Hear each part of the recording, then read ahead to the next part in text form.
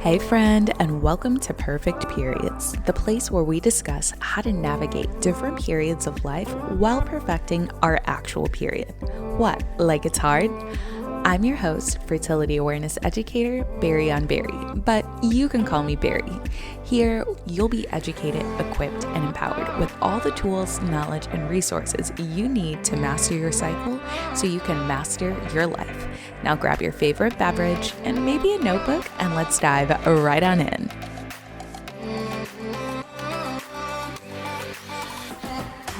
Hello, and welcome back to another episode, gorgeous. Welcome back to a new season officially. It is officially spring. I am so excited, and I really think today's episode is definitely one that's going to shock you, surprise you.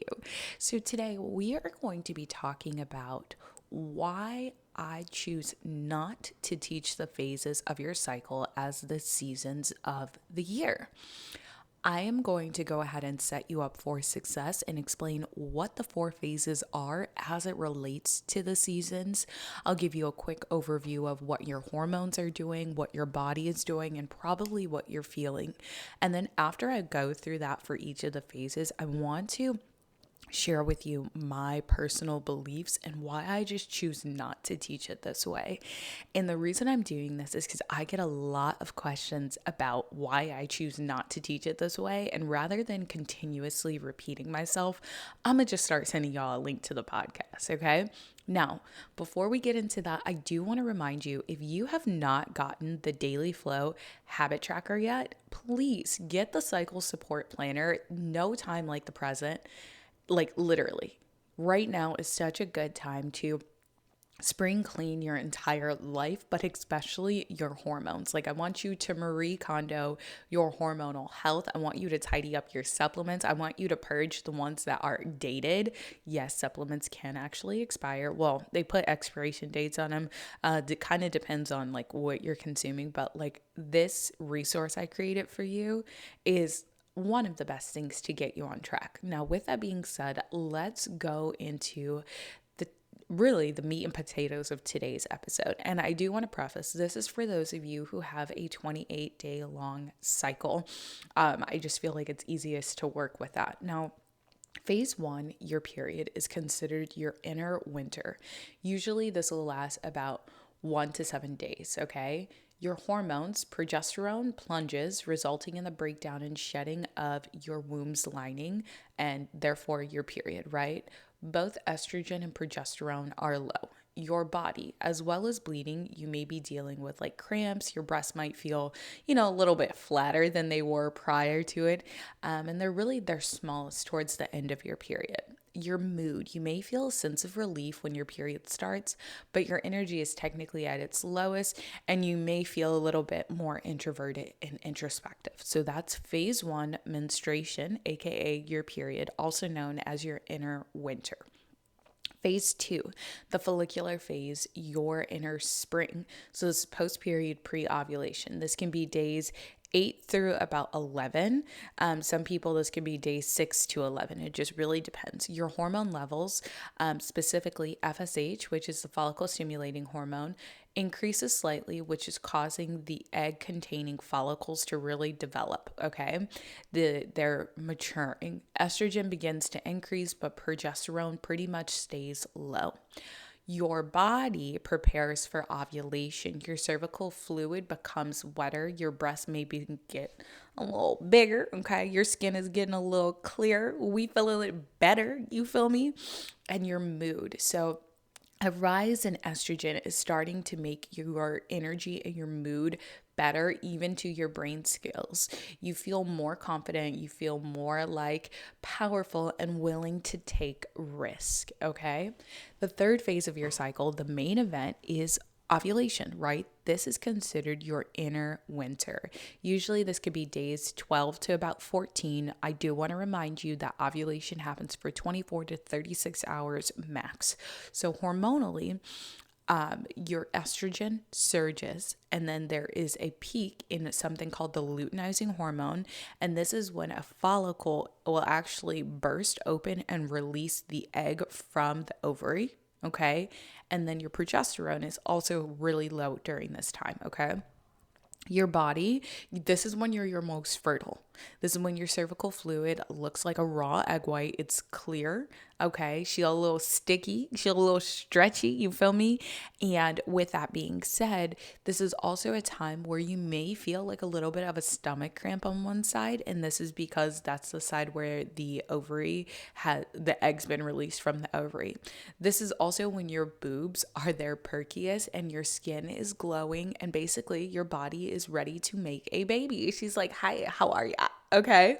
Your mood wise, the estrogen surge helps you feel really good, okay, during the last day of this phase. And you feel and really do like, people say you feel your most attractive and confident. I would agree, but I also know that not everybody has the same testimony during ovulation. So I'm gonna leave it at like, this is usually when you're feeling your best, okay, for majority of people.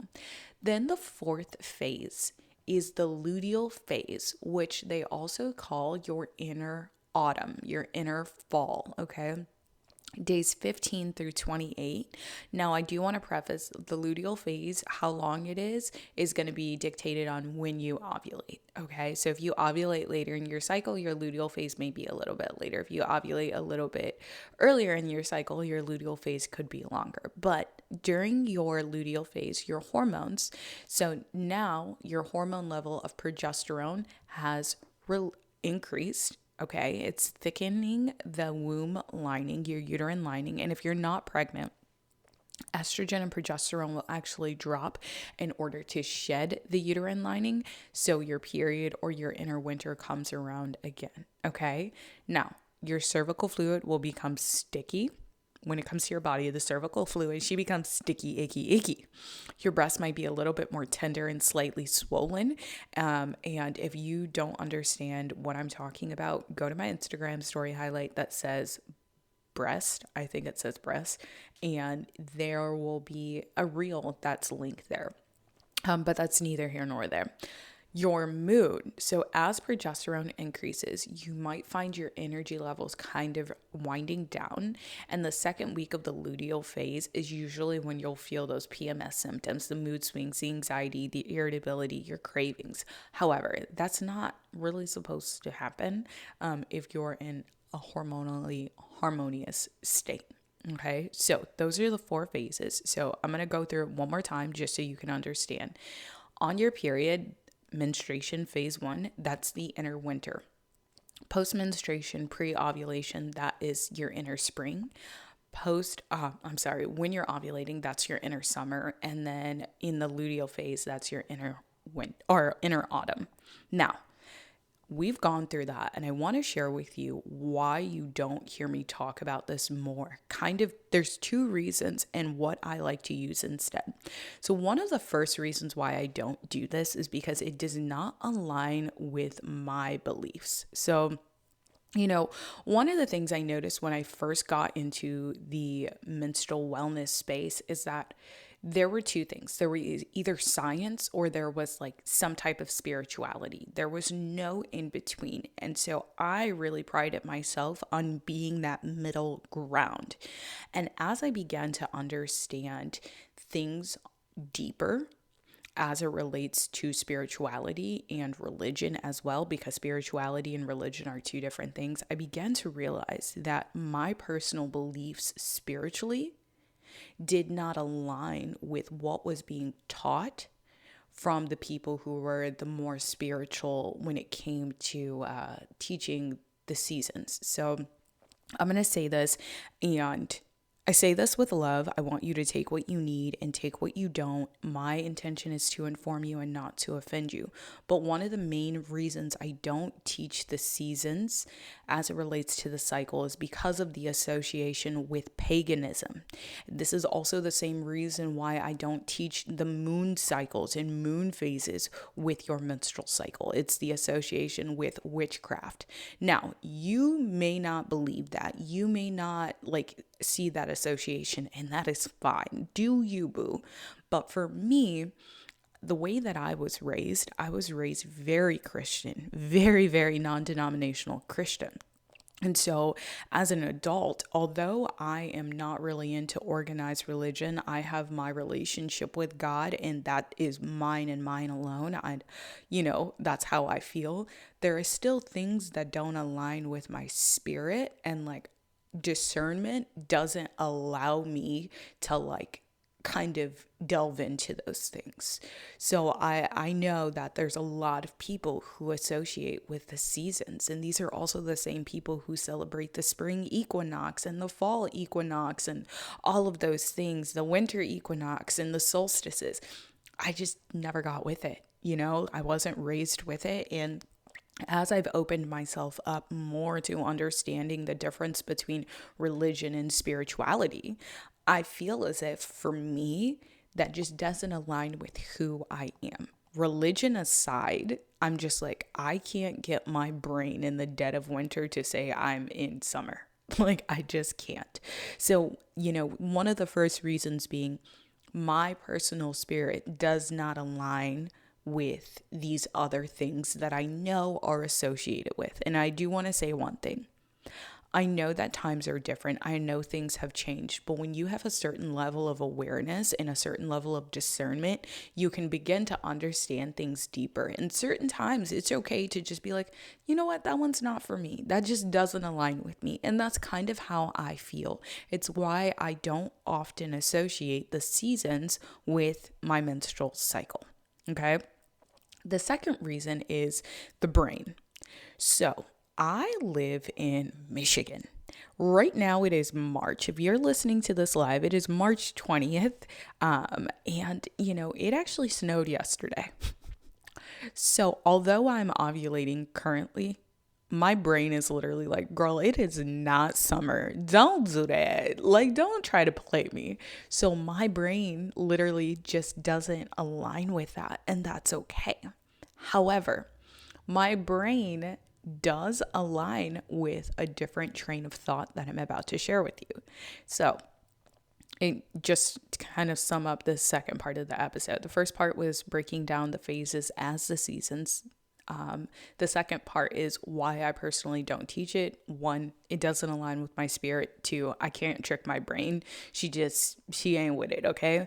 But three, this is how I associate my cycle phases with different things. I imagine I'm at the spa.